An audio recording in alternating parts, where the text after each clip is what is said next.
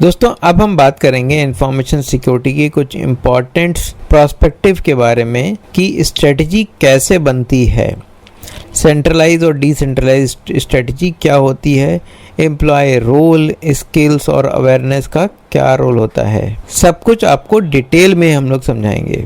तो चलिए शुरुआत करते हैं अपने पहले टॉपिक से, सेंट्रलाइज वर्सेस डिसेंट्रलाइज सिक्योरिटी।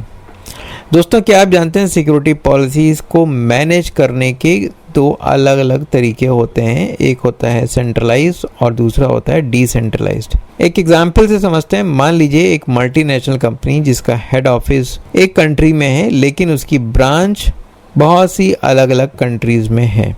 अगर ये कंपनी सेंट्रलाइज अप्रोच अपनाती है तो अपनी सभी ब्रांचेस को सिक्योरिटी पॉलिसी अपनी बेस कंट्री से कंट्रोल करनी होगी। लेकिन अगर डिसेंट्रलाइज अप्रोच होती है तो हर कंट्री अपनी लोकल सिक्योरिटी पॉलिसीज बना सकती है। सेंट्रलाइज अप्रोच के कुछ फायदे भी होते हैं, जैसे कि एक ही जगह से कंट्रोल होने के कारण यूनिफॉर्म सिक्योरिटी पॉलिसीज होती है, कंप्लायंस करना आसान होता है। सेंट्रलाइज अप्रोच के कुछ नुकसान भी होते हैं, जैसे लोकल सिक्योरिटी इशू को जल्दी एड्रेस करना मुश्किल होता है। अब चलते हैं डिसेंट्रलाइज अप्रोच की ओर, समझते हैं उसके फायदे क्या होते हैं। लोकल सिक्योरिटी टीम तेजी से इशू को हैंडल कर सकती है, यूजर्स के करीब होने के कारण बेहतर सपोर्ट मिलता है। डिसेंट्रलाइज अप्रोच के कुछ नुकसान भी होते हैं, जैसे हर जगह अलग अलग सिक्योरिटी पॉलिसी होने के कारण इनकंसिस्टेंसी हो सकती है। अब समझते हैं एम्प्लॉय रोल्स एंड रिस्पॉन्सिबिलिटी।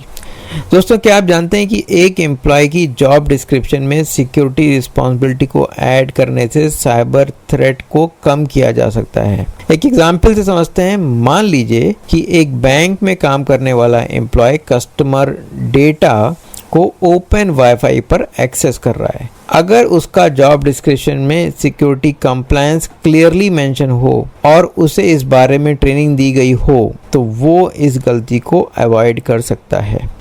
अब समझते हैं सोल्यूशन की ओर। एचआर और सिक्योरिटी टीम को मिलकर सिक्योरिटी रोल डिफाइन करना चाहिए। एम्प्लॉय की परफॉर्मेंस रिव्यू में सिक्योरिटी कंप्लायंस को भी शामिल करना चाहिए। चलते हैं अपने अगले टॉपिक की ओर, skill required for security strategy. दोस्तों क्या आप जानते हैं साइबर सिक्योरिटी स्ट्रेटेजी को सफल बनाने के लिए कौन कौन से स्किल्स जरूरी होते हैं। एक एग्जाम्पल से समझते हैं। मान लीजिए कि आपकी कंपनी को एक नए फायरवॉल सेटअप करना है लेकिन आपकी आईटी टीम में कोई भी एक्सपर्ट नहीं है।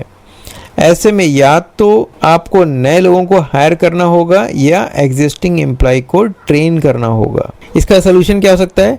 रेगुलर स्किल असेसमेंट करते रहना चाहिए। सिक्योरिटी टीम को लेटेस्ट ट्रेंड और टेक्नोलॉजी की ट्रेनिंग दी जानी चाहिए। अब चलते हैं अपने अगले टॉपिक की ओर, अवेयरनेस एंड एजुकेशन।